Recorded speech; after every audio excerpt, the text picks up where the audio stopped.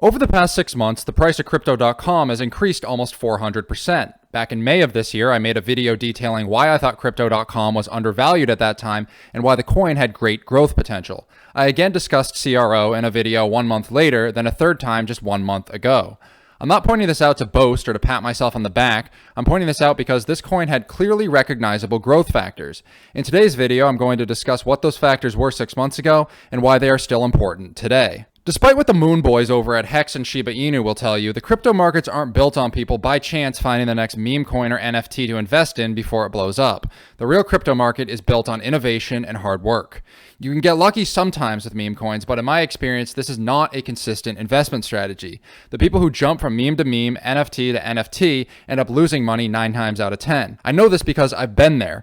When I first started investing 6 years ago, I poured my entire portfolio into a penny stock called Approach Resources, or RX. Don't bother trying to find them on Robinhood because they're not there anymore. RX went out of business and I lost everything I had at the time. It was only a couple $1,000s because I was just starting out, but it burned. I got so discouraged that I actually stopped investing for a while. When I came back, I vowed that I would do investment the right way, long-term, diversified, and well-researched. That's exactly what Crypto.com is to me. If they go through a temporary dip, I don't lose any sleep at night because unlike RX, I've done my research and I believe in the company long-term.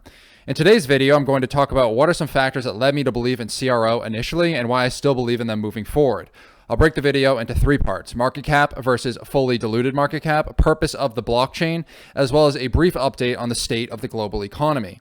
Before we get into all that today, though, I am not a time traveler. I do not know what is going to happen in the markets tomorrow, nor does anybody else for that matter. So always do your own research and, of course, make your own decisions. With that all being said, let's jump into our first topic, which is market cap versus fully diluted market cap. If you follow my channel for a while now, you know that this is a point I harp on all the time. In my view, understanding a coin's market cap in context of its fully diluted market cap is the #1 consideration an investor should have when initially evaluating a blockchain. Looking at Crypto.com, we can see that it is an Ethereum token that currently has a $15 billion market cap and an $18 billion fully diluted. As I've discussed in prior videos, if we subtract the market cap by the fully diluted market cap, we get the total amount of coins that are basically being held in cold storage. So in Crypto.com's case, they have about $3 billion in CRO that is pending being sold into existence. Some blockchains have terms around this uncirculated asset, such as Ravencoin, where all of it goes back into block rewards for miners who, of course, perform a necessary service for the network. Others, like Shiba Inu or Chia, have massive pre-mines or give their development teams sizable cold wallets full of their own coin. This is a red flag to me, but it may not be a deal breaker.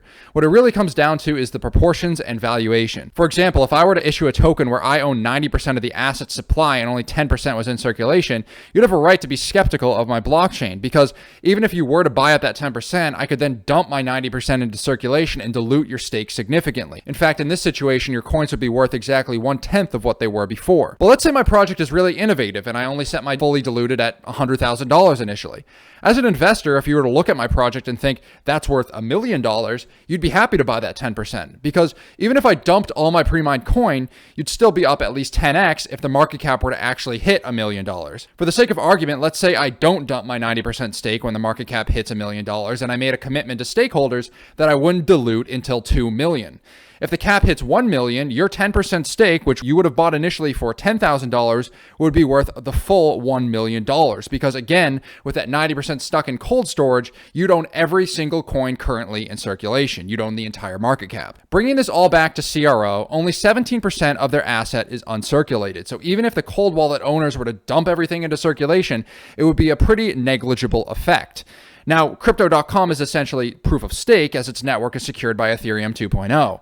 However, even though no coin is going to miners, at least some of the uncirculated coin is used for a good purpose. I've researched Crypto.com coin, and I wasn't able to find out if any is actually being held for the developers or if it goes back into the company. There may be no cold wallets. In fact, it may all go into the reward system. I honestly don't know. But even if it isn't, again, I wouldn't really care because 83% of its supply is already in circulation. Speaking of the reward system, let's move on to our second topic, which is purpose of the blockchain. If you sign up for Crypto.com, you are automatically eligible for a debit card with 1% cash back. The more money that you stake in crypto, the better your rewards are. That 1% cash back comes from the uncirculated asset. That's how they issue it. It really is a unique business model, and I think that it's the precursor to a true crypto-based credit card. The only downside of the cards currently being issued by Crypto.com is that while they are certified by Visa, they are technically debit cards rather than credit cards. So they don't have the same level of consumer protection that a formal credit card does. They also do not help build your credit score. If you aren't familiar with credit card chargebacks, I would do some research on them because they are an incredible tool when buying anything from a store or from the internet. For instance, I was one of the people who bought a graphics card from Quest.com